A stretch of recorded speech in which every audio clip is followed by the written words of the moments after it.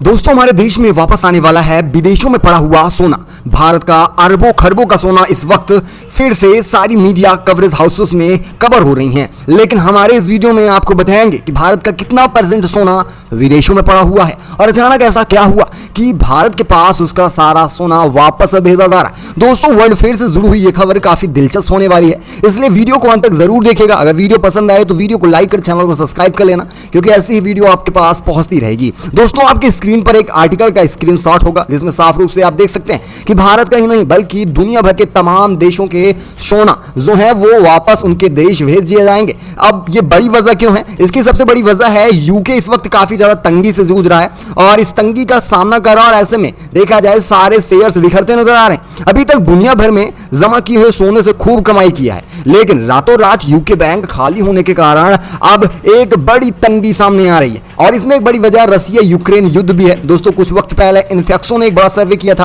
वैसे आपको बताते चले, इन्फेक्सो एक ऐसा ब्रांच है जो सर्वेन वेल्थ फ्रंट ऑफ दुनिया के सभी सेंट्रल बैंक का सर्वे करता है। इस सर्वे के अकॉर्डिंग ज्यादातर देशों में सेंट्रल बैंक अपने एस्टेंशियल सेल ब्रिटेन से वापस अपने देश मंगा रहे हैं। ऐसा इसलिए क्योंकि ब्रिटेन ने एक ऐसा प्रेसिडेंशियल डिसीजन लिया जिससे पूरी दुनिया भर में पैनिक क्रिएट हो चुका है। दोस्तों, ये सारा मसला जो है वो रसिया और यूक्रेन वार से जुड़ा हुआ है। दरअसल आप समझिए, रूस ने ब्रिटेन के बैंक में अपने लगभग $640 बिलियन के गोल्ड और फॉरेक्स रिजर्व जमा किए हुए थे और जिस तरह से रूस यूक्रेन के बीच पिछले 2 सालों से लड़ाई छिड़ी हुई है और इसी के चलतन हाल में ब्रिटेन की गवर्नमेंट ने बड़ा फैसला लिया कि रूस की जमा किए हुए सारे गोल्ड और फॉरेक्स रिजर्व का 50% अब फ्रीज कर दिया जाएगा, यानी नहीं दिया जाएगा। अब देखा जाए जो भी लगभग यानी $320 बिलियन के आसपास पहुंच रहा है। ब्रिटेन ने जैसे ही अपना यह बड़ा फैसला पब्लिश किया या रिलीज कर दिया, ज्यादातर देशों में हड़कंप मच गया। दोस्तों, लगभग 60% से ज्यादा देशों का मानना है कि आज की डेट में गोल्ड सबसे बेहतरीन इन्वेस्टमेंट का तरीका है। लेकिन साल 2020 में जहां हर देश ने अपने गोल्ड का 50% अपने देशों के बैंक में जमा करता था, वही इस साल % बढ़कर लगभग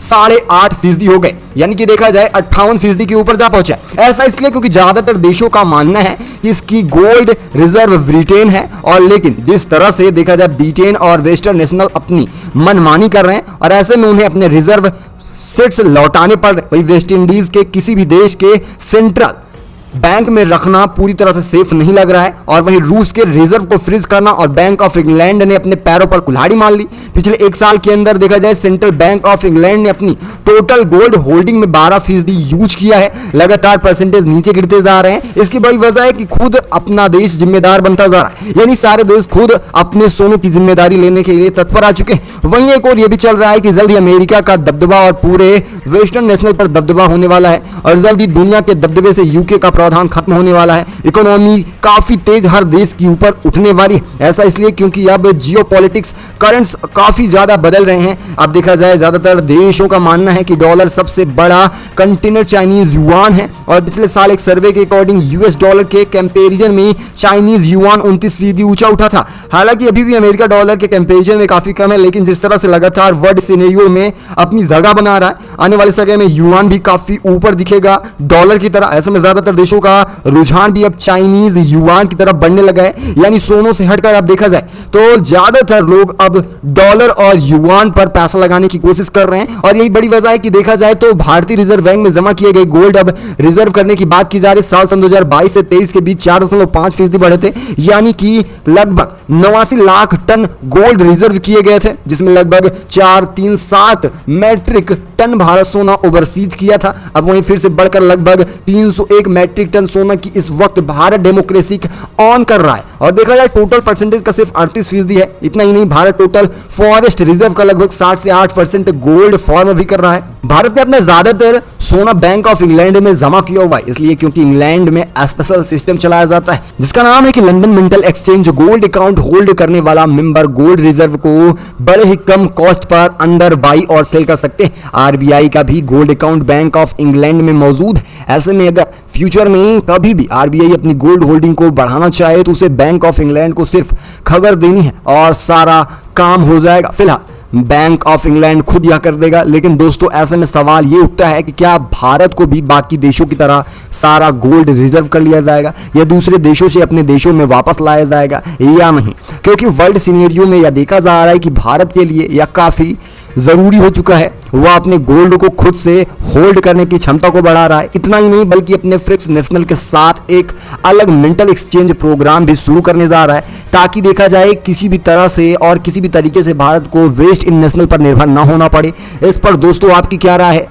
चाइना के हाथ से निकलने वाला है तिब्बत पर होने वाली है चढ़ाई। तिब्बत को लेकर तिब्बत बड़े पैमाने पर तिब्बती भी आ गए लद्दाख में। मोदी को बताया दुनिया का करस्माई नेता, मोदी को बताया शांति दूत, निकाली शांति पदयात्रा। कुछ बौद्ध तिब्बत के भी हुए शामिल। जी हाँ, दरअसल आपको बता दें तिब्बत पर कब्जा कर चुके चाइना भले ही तिब्बत को हथियारों के दम पर कब्जा कर रखा हो, लेकिन तिब्बत अलग हमेशा चाइना से होने की जुगत में रहता है। यही कारण है कि तिब्बत में बड़े पैमाने पर बौद्ध भिक्षुओं का वहां पर जनसंख्या है।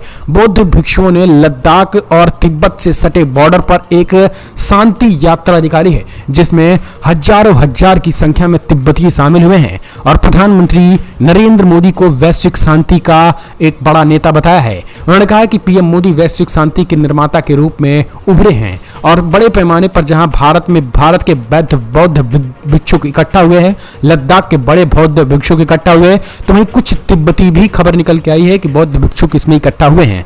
और ये उन्होंने स्पष्ट कर दिया है, पीएम मोदी के नेतृत्व पे भरोसा दिलाया है। जिस तरीके से तिब्बत में बौद्ध भिक्षु एकजुट होकर पीएम मोदी को शांति दूत बताया और दुनिया भर में शांति के लिए वैश्विक नेता बताया, वो कहीं ना कहीं अपने आप में चाइना को 440 वोल्ट देने वाला झटका से कम नहीं है।